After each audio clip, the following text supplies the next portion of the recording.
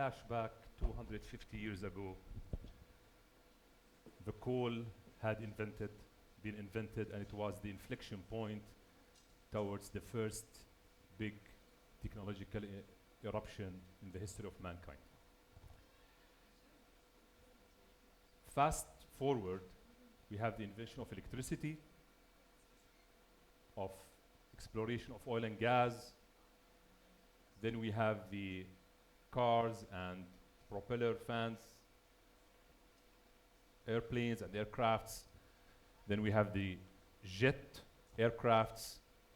Then we have the mainframes and computers, till we reach the current time that we are living in. So in 250 years, we lived 4 industrial revolutions. And actually what's interesting is the one that we are living right now. So the real technological eruption had been through the invention of internet. So the internet and communication had been progressively developed for the past 30 years.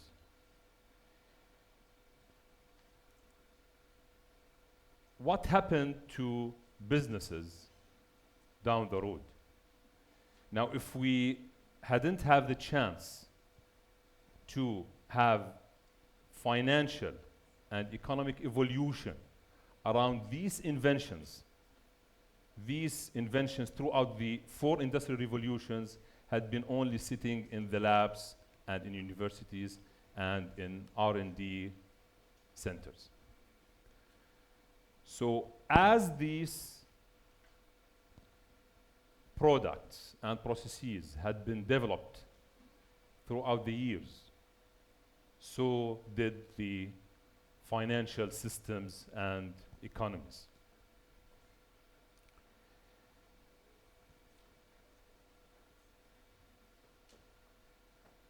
So when we compared the revolution since the invention of coal, steam engines, till communication and the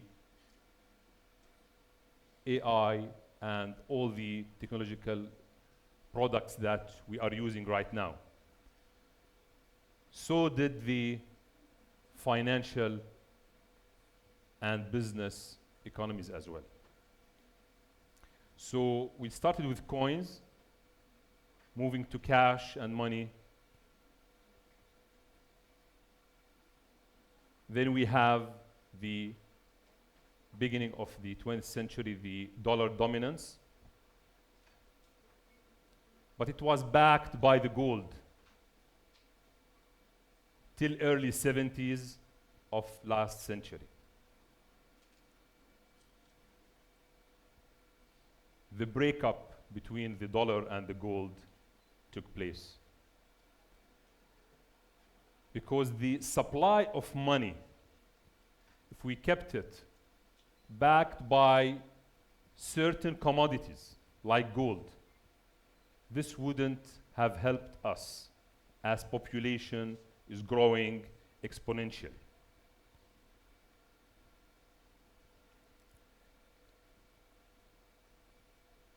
As we speak,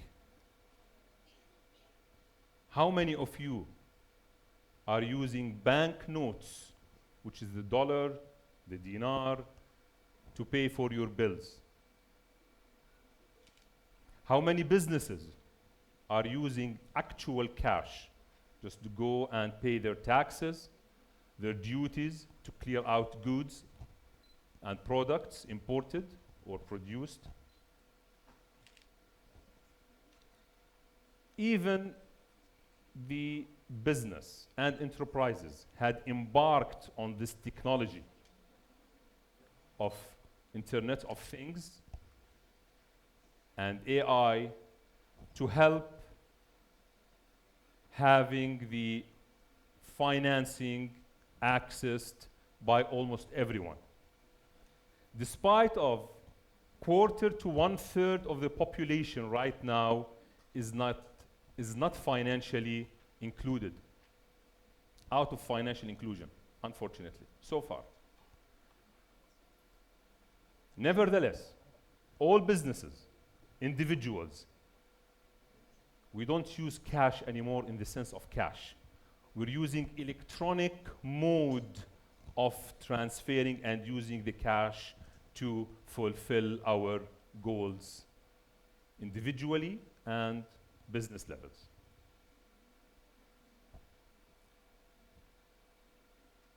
So using your smart devices, using the applications or the online banking systems, you can do miracles within this private, centralized ledger.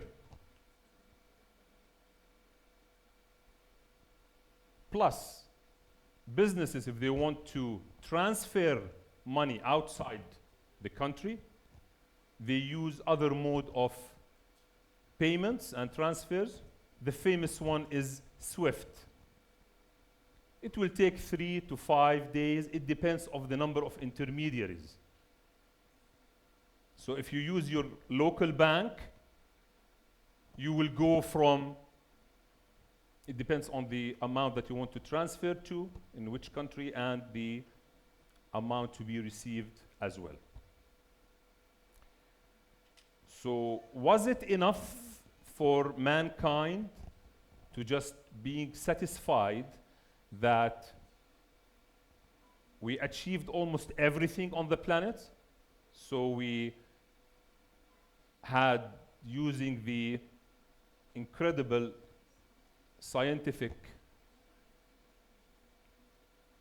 I wouldn't say invention, but the equation of Einstein saying that the speed of light is 300,000 kilometers per second.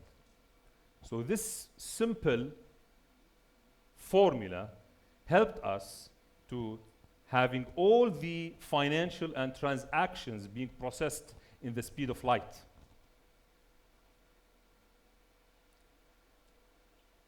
Is it enough for us just to be satisfied for 5 days to receive the transfer, or vice versa? It seems it will never be enough. This is where the blockchain had been invented and introduced to us. So instead of a couple of days and paying hundreds of billions of dollars in processing fees only, pouring to banks in forms of revenues, we don't want this intermediary anymore. Instead of having it in a couple of days, I want it instantly, the payment to be processed.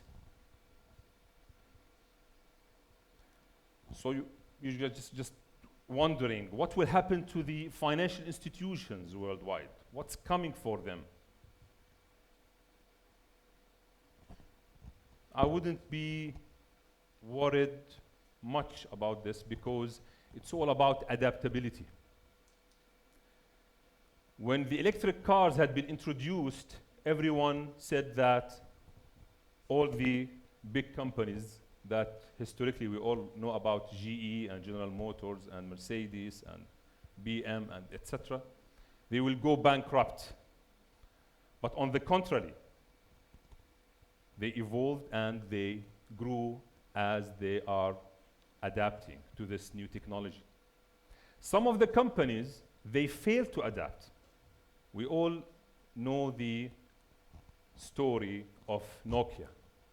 So Nokia, they were dominating the market, but they couldn't adapt with the genius invention of the late Steve Jobs of the smartphones, and his colleagues, of course. So when they introduced the first version of this Apple smart device, it was a beginning of an era, and it's the end of others era because they couldn't adapt. So same applies on banks. When we moved to the current situation of electronic payments performed on our private ledgers, on our phones, using our bank account, transferring amounts in and out, using a lot of forms. So here in Jordan we have the click, we have e-Fawatircom, we have a lot of technology. It's in the same technology, but under different names in different countries. It's the same technology, same concept. Same challenge had been introduced to banks, that would banks be able to handle this change? What will happen to their revenues, to their ability to grow? But you know what? They adapted, and they embarked on this technology, and they have digital banks accordingly. Someone would say, what would happen to their branches, to their employees, the layoffs? This is where the adaptability comes from.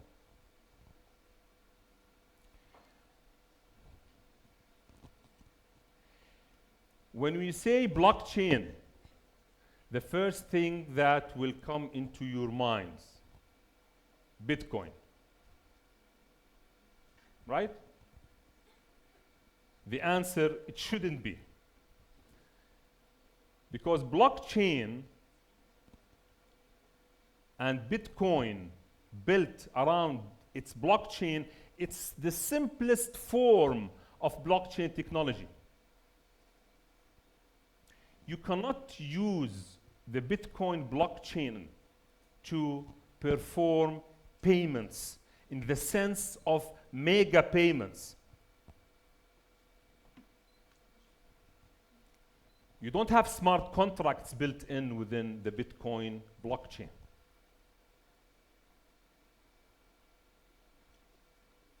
Bitcoin, as we start mentioning the blockchain, we should start speaking about the cryptocurrencies. And the first famous one is Bitcoin.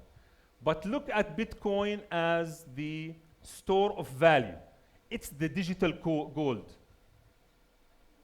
It's the digital gold.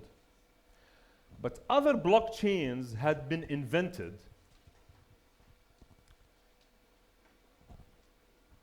that's more advanced, that you can build more layers within the blockchain itself in order to perform payments and transfers. We said that we want to have this instant transfers between one individual to another, from B to B, one business, etc. Without the intermediary, direct intermediary of banks, and without the centralized authority of governments.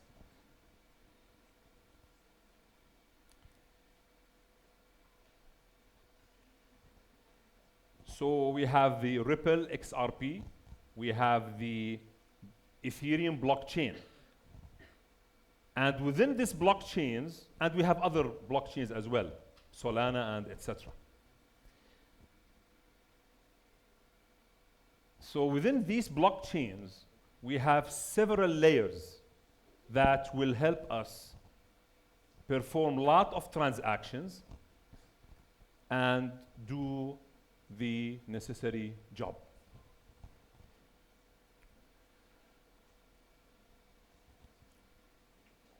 Within these blockchains, we have the digital gold, which is the Bitcoin. We have the stable coins.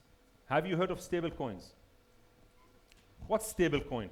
Is it issued by Federal Reserve? Is it issued by central banks? No. Stable coins, according to certain regulation, it's issued by private companies. But from where it will derive its value? It will derive its value from being backed by a combination of portfolio of treasury bills, treasury bonds, gold, physical gold, Bitcoin, and other financial instruments. So why it's stable? Because it's plus minus certain tiny spread against the actual US dollar. We have till now two main stable coins. We have USDT and we have USDC. And these stable coins, using a platform and a blockchain like Ethereum or Solana or other types or forms of blockchains, you can perform the transfer instantly in a second or couple of seconds with minimal fees. And this is bad news for banks, right? But we mentioned the adaptability. As we speak, some of the regulations, and in the United States itself, they are discussing right now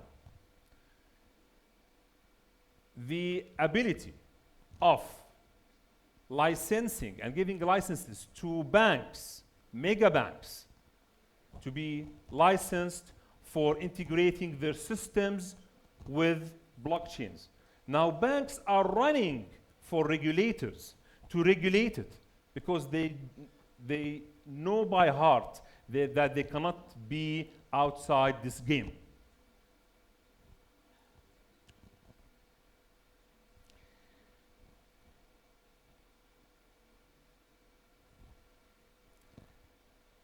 Okay, where are the central banks? How about the monetary policy to control inflation and to boost employment? It will evolve around this technology, of course. And the banks, the central banks, will be issuing what we call CBDCs, central bank digital currencies. And it's coming. Now, central banks are working towards certain deadlines in the coming years to issue their own CBDCs. So they will still perform their traditional mandate and goal of controlling prices and reducing unemployment.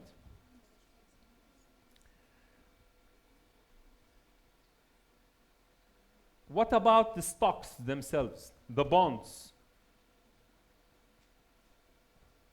We have, for example, Apple shares, Tesla shares, Microsoft shares. We have in other stock exchanges, including Amman Stock Exchange. We have several shares for several listed companies in different sectors: banks, extractive industries, manufacturing, services, etc. Are they going to be digitalized, tokenized, transferred, and invested in the same form of payments processing that we mentioned? The answer is yes, under what we call digital securities. So you will be having the chance to tokenize shares, like the companies that I mentioned. And instead of being forced, if you want to invest, to buy a full share, either you buy one full share of Apple in our example. It's not about promoting certain companies' shares, but it's about giving an example. Okay? You will be having a chance through tokenization to buy a fraction of this share. You'll be having a chance to buy a fraction of treasury bonds that the governments issue to finance their capex and opex. What about real world assets? We have real estate. We have plots of land. You know how it costs, how much it costs, the 1 square meter in Western Amman? Generation Z, Gen Z. Do you know how much? 1 dunum, how much? Okay, it seems that you are not in the real estate business. So it's about $1 million. Now, through fractionalization, through tokenization of real estate, you'll be having the chance to invest in certain properties within your own limited budget using the blockchain. We have the XRP blockchain as we speak.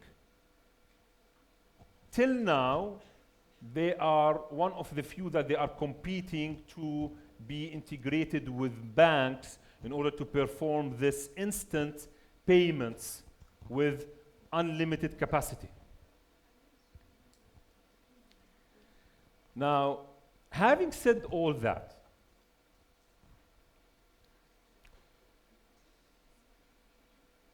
we are accustomed for the past tens and even hundreds of years that mother government should be in between, right?